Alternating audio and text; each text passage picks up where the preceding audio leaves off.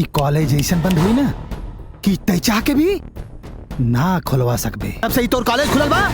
ये एरिया के हमार दोनों कॉलेज के बच्चा आधा से ज्यादा तोरे कॉलेज में आ गेल बा, जवन हमरा बर्दाश्त नहीं है। ठीक बा, जौन करे के बाद कर ले। महिलाओं ने हमेशा अपनी प्रतिभा से देश का सर ऊंचा किया है गर्व से, लेकिन आप जैसे मर्दों ने औरतों को सिर्फ इस्तेमाल की चीज समझी है। ये सफाई आप पुलिस स्टेशन जाकर दीजिएगा। दरोगा जी,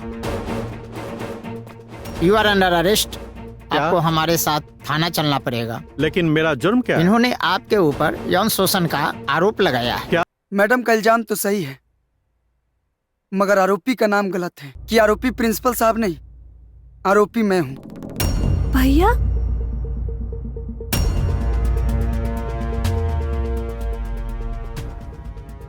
क्यों मैडम?